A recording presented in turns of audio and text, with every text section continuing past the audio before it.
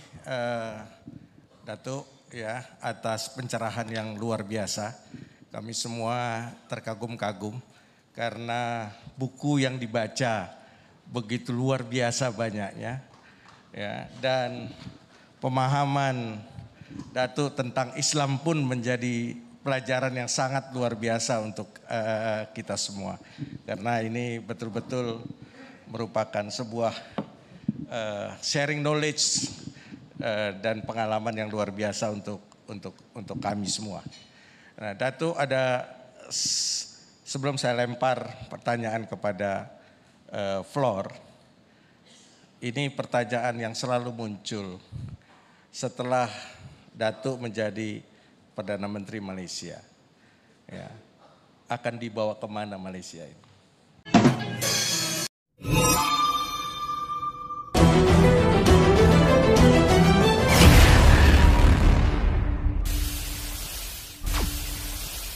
Subscribe dulu yang belum subscribe. Selamat menonton. Enjoy. Silakan Datuk. Soalan sangat singkat tapi amat membebankan. Dia gini, saya mau negara Malaysia yang demokratik dan adil. Saya mau orang kenal usaha Anwar untuk Malaysia itu membersihkan dari rasuah dan penyelewengan dan menunjukkan bahawa ada pemimpin Melayu, Islam, Malaysia yang benar-benar ikhlas untuk membela nasib rakyat. Itu jalur hukum, demokrasi, dan ekonomi betul. Tapi akhirnya orang tanya dia, at least this man tried his best to save the country from the scourge of corruption, abuse of power. He may succeed to an extent, he may not succeed totally, I'm sure I will not. But at least there is a recognition, he tried his best.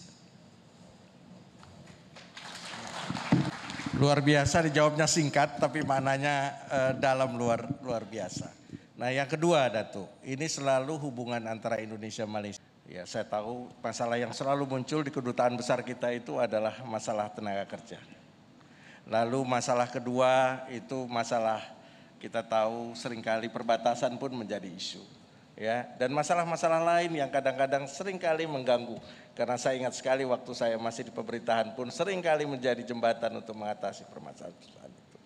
Nah, di era kepemimpinan Datuk sebagai Prime Minister, ini apa yang kira-kira akan dilakukan untuk membuat, karena Datuk adalah sahabat Indonesia, ya tentu lebih mudah untuk membuat permasalahan hubungan Indonesia-Malaysia ini menjadi lebih rukun lagi, lebih saling membantu lagi, dan lebih saling menguntungkan lagi. Soal TKI ini pendirian saya agak konsisten dah lama. Dan saya pasti ia boleh diselesaikan. Pertama, sistem pemilihan itu harus diperbaiki. Ya, kita tidak boleh izinkan sistem dengan ejen-ejen yang memunggah kekayaan terlalu tinggi dan mendera rakyat. Ya, kos terlalu tinggi. Dan perubahan sistem itu harus dirubah di Malaysia dan juga di Indonesia dan di Bangladesh.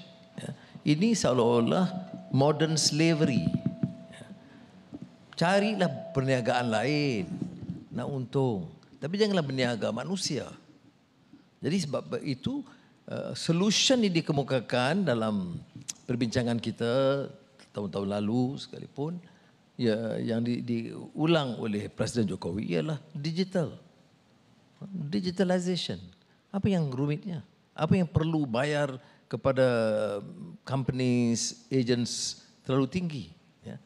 Kerana bila diambil terlalu tinggi, itu dibayar oleh pekerja. Ya. Dan gaji pekerja itu, upah pekerja itu sudah rendah. Jadi hal ini saya bagi jaminan kepada Presiden. Saya bilang Presiden harus berkunjung ke Malaysia secepat mungkin. Dan saya akan pastikan Presiden tetap saja tarikh bulan Jun atau Juni maka saya akan pastikan ini dapat diselesaikan sebelum Presiden tiba di Putrajaya. Dan ada kasus-kasus penderaan pekerja. Saya orang yang mengalami ada pengalaman didera dalam lokap penjara. Itu tahu apa arti penderaan. Bedanya Anwar didera itu jadi international news. Jadi orang biasa didera itu enggak jadi masuk berita. Melainkan di Indonesia adalah sedikit dihangatkan suhu. Tetapi ini tidak boleh dimaafkan. Sama ada pekerja itu rakyat Malaysia atau rakyat Indonesia. Ini saya sudah sebenarnya Menteri Dalam Negeri sekarang Saifuddin Nasution Nasution dan Ketua Polis Negara, saya sudah beritahu biar kita dalam beberapa bulan ini beri mesej yang jelas, tidak pada kenyataan, pada tindakan. Kalau ada penderaan, jangan tolak ansur sama sekali. Tak peduli dia Datuk Seri ke, Tan Sri ke, Tun, enggak peduli. Hukum itu, negara hukum itu tidak kenal jabatannya. Itu yang penting. Jadi itu untuk tapi yang penyelesaiannya ialah digital. Kemasukan dan keluar pekerja itu melalui digital. Langkah pertama yang saya lakukan ialah mengarahkan supaya ada pemutihan. Sementara kita lakukan ini dalam bulan-bulan akan datang, kita putihkan. Jadi orang jangan rumitkanlah. Saya tahu tidak popular kerana pengangguran, unemployment itu sudah meningkat sedikit di Malaysia. Jadi bila kita ambil pekerja asing dengan mudah, itu tidak popular dari segi politik. Tetapi mereka sudah bekerja. Tidak adil, tidak fair. Kalau saya panjangkan sedikit. Tahu tak, masa kita 70-an, 80-an, dan saya jadi Menteri Pendidikan, saya masih ingat. Kita pada ketika itu kan anjak daripada aliran Inggeris ke aliran bahasa kebangsaan, bahasa Melayu. Dan doktornya, pensyarahnya, dosennya, semua tidak cukup. Terutama di aliran sains. Jadi kita merayu. Dan saya ingat lagi beberapa kali ketemu Presiden Soeharto untuk memberi keizinan khas hantar puluh ribu doktor, guru, sains, dosen ke Malaysia. Jadi ada periode dalam sejarah negara kita di mana kita mohon bantuan dan pertolongan dari Indonesia. Jadi sekarang ini tidak dosen tapi yang datang pekerja, mahir dan sebagainya. Janganlah layani mereka dengan cara begitu jelek sekali. Jadi kadang-kadang pengajaran ini perlu. Jadi rakyat Malaysia juga harus tahu. Memang ada yang melanggar tata cara dan hukum itu benar, undang-undang. Dan kalau kasus jenayah jangan kita maafkan. Jadi saya nak terangkan juga. Kalau kasus itu pekerja asing atau PTI, tetapi kasusnya jenayah, pukul orang, rogol orang, mendera orang, itu jangan kita anggap dia itu TKI. Kita anggap dia itu penjenayah. Jadi harus dibedakan kategorinya. Jadi insya-Allah kita akan betulkan hal ini. Yang tadi yang kedua apa? Perbatasan. Perbatasan itu Prabowo dia uruskanlah. Dah. Itu ya kita putuskan. Sudah 60 tahun Malaysia runding. Jadi kita bicara dengan Presiden Jokowi ini 261 mesyuarat sudah belum selesai.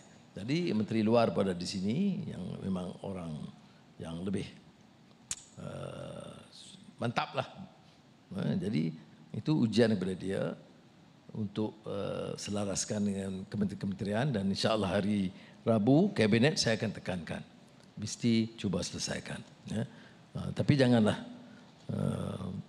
ini kan Indonesia ini kan abang besar. Jadi kita ni kadang-kadang runding ini kita jaga.